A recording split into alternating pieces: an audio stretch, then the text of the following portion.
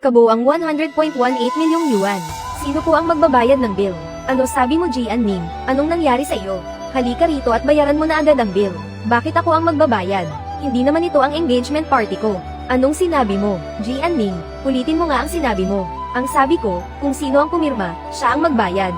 Sister-in-law, di ba sinabi mong sagot mo ito?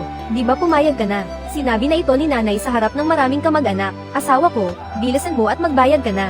Ang raming kamag-anak na nakatingin, kailan ko sinabi yan? Ang sinabi ko lang, tutulong akong mag-book at makipag-ugnayan sa hotel. Mula simula hanggang dulo, wala akong akong ibabayad na kahit piso. Pwede ninyong suriin lahat ng call records at chat history. Asawa ko, balian mo at bayaran mo na. Huwag mong ipapahiya si nanay sa harap ng maraming kamag-anak. Sa bahay na natin pag-usapan ang pera. Bayaran mo muna ngayon. Kayo ang napapahiya at hindi ako, ikaw na babaeng walang hiya. Lakas ng loob mong paglaruan kami. Bilisan mo at magbayad ka na. Array, hindi pala sila ang magbabayad. Di ba kanina lang ang yabang nilang magsalita? Sa huli pala, pinipilit lang ang hipag na magbayad. Kung walang pera, huwag nang magpabongga para lang makapag-picture. Mismo. Kanina lang sinabi pa na sa isang salita niya hindi man lang daw ito makakaiyak. Sa huli, hindi man lang siya pinansin. Nakakahiya talaga hanggang sa kaapu-apuhan. Manahimik kayong lahat. Sinong nagsabing hindi ko kayang magbayan? Nababaliw ka na ba? Kailangan mong bayaran ito. Nangako ka na. Ngayon sasabihin mong hindi ka magbabayad. Gusto mo bang ipahamak ang buong pamilya natin? Bilisan mo at bayaran mo na ang pera ngayon din. Sinabi ko na, kung sino ang pumirma, siya ang magbayad. Sister-in-law, di ba sinabi mong ikaw ang magbabayad?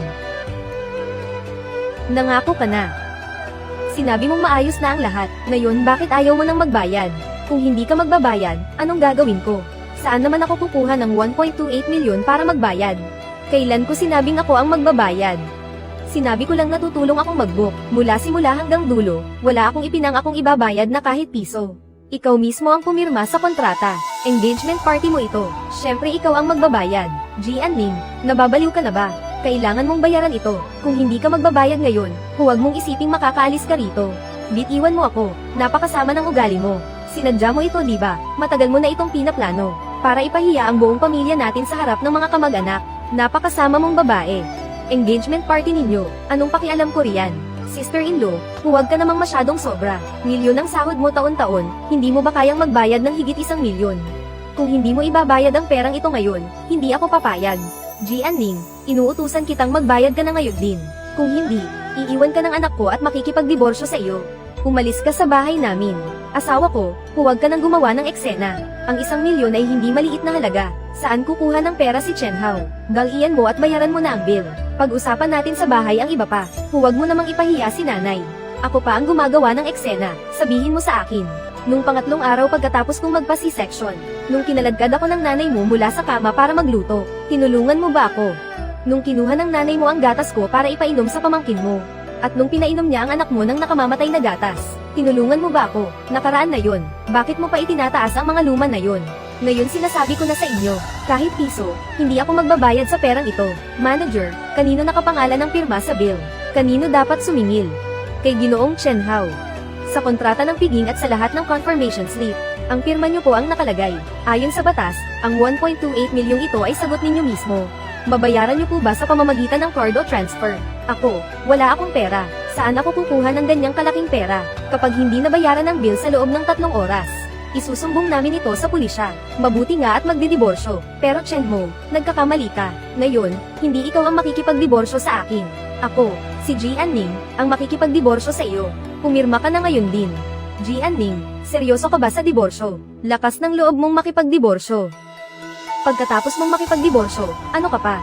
Sino pa ang magkakamaling magpakasal sa iyo? Mismo, isang babaeng hiwalay sa asawa. Sa hinaharap, sino pa ang papatol sa iyo?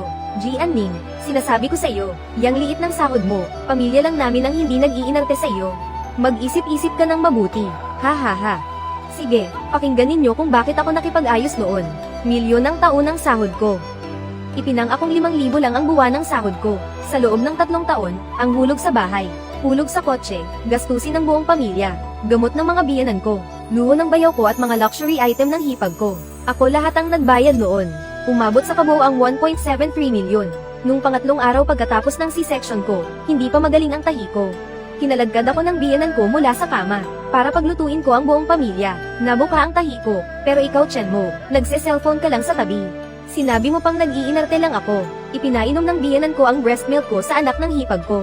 Habang ang anak ko, pinainom ng murang gatas na walang tatak. Chen mo, sinabi mo pa na masyado akong modomo. Kung mayroon akong ganyang hipag, matagal ko na siyang itinuring na parang reyna. Napakakapal ng mukha, ginastos ang pera ng iba habang inaapi pa sila. Ang sino mang magpakasal sa pamilyang ito ay talagang malas. Kayo na mga mukhang pera, ginagawa ninyong katawa-tawa ang pamilya namin, di ba? Anong pakialam mo, Jianming? Mali ako. Mali talaga ako. Patawarin mo ako sa pagkakataong ito, pwede ba? Huwag tayong magdiborsyo. Chen Mo, 3 taon na. Binigyan kita ng napakaraming pagkakataon. Sa bawat pagkakataon, pumatol ka sa panig ng nanay mo. Ngayon, ayaw ko na sa iyo. Kung hindi ka pipirma, magsasampa ako ng kaso sa hukuman. Ikaw na walang kwentang tao. Kahit sariling asawa hindi mo makontrol. Tingnan mo kung anong uri ng babae ang pinakasalan mo. Ang lakas ng loob na kalabanin ako sa harap ng maraming tao. Nay, tama na, ikaw ang nagpumilit na magyabang. Ikaw ang nagpumilit na magdaos ng ganito kalaking kaganapan. Sinasabi mo pang pinakamabongga sa buong nayon. Ngayon maganda na, makikipagdiborsyo na siya sa akin. Kuya, kasalanan ng asawa mo. Naglagay siya ng bitag para ipahamak ako. Umalis si Yao Yao at ayaw na sa akin. Nasira ang engagement party ko. Nasira ang lahat, ako pa ang sisihin mo.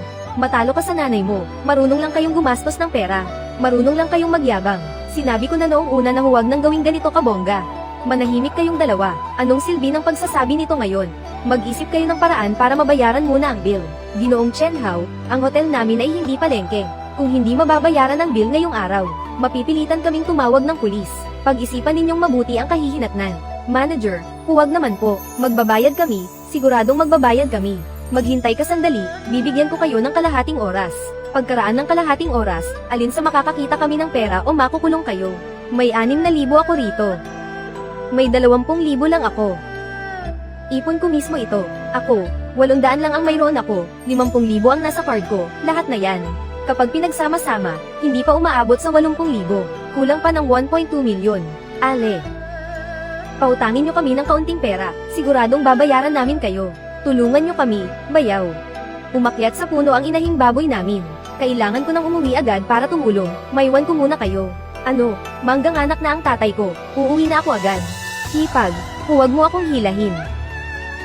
Tumawag lang ang manugang ko. Sabi niya ang mga lamok sa bahay namin ay sabay-sabay na umiilaw. Hindi na raw nangangagat ng dugo, kailangan ko nang umuwi para kausapin sila. Wala akong pera, kahit piso wala. Anong magagawa mo sa akin? Ang pinakamalala lang ay ipahuli mo ako sa pulis. Isang matandang tulad ko, makukulong ba ako ng pulis? Gusto ninyong kumain ng libre. Lahat magtipon sa pintuan ng banquet hall. May customer dito na gustong kumain ng libre ng 1.28 milyon. Natanggap na, papunta na agad. Sa akin, walang sino mang makakakain ng libre. Dahil ayaw ninyong makipagtulungan. Susundin natin ang patakaran at hahayaan ng pulis na humawak nito. Hindi ako pulis, hulihin ng mga guard ang mga taong ito. Dahil walang pambayad, dadalhin kayo sa istasyon ng pulis. Tatawag na ako ng pulis. Huwag magbabayad ako. Nangakong mangungutang ng pera. Bilisin mo at mangutang ng pera kung hindi papasok tayong lahat sa kulungan. Hindi ba double to kapag hindi nabayaran sa loob ng isang buwan? Dami mong sats. Bayaran muna natin ang hotel pag uwi natin, singilin natin kay ate. May pera yun, siguradong ibibigay niya. Bilisin mo. Mangungutang ako ng pera. Salamat sa pagtangkilik, babalik kayo uli. 1.28 milyon, paano ko babayaran to? Kasalanan to lahat ni Jianming. Pero umuwi na tayo at hingan siya ng pera, tama. Hingan natin ng pera si Jianming. Jianming, lumabas ka riyan. Napakasama ng ugali mong babae ka.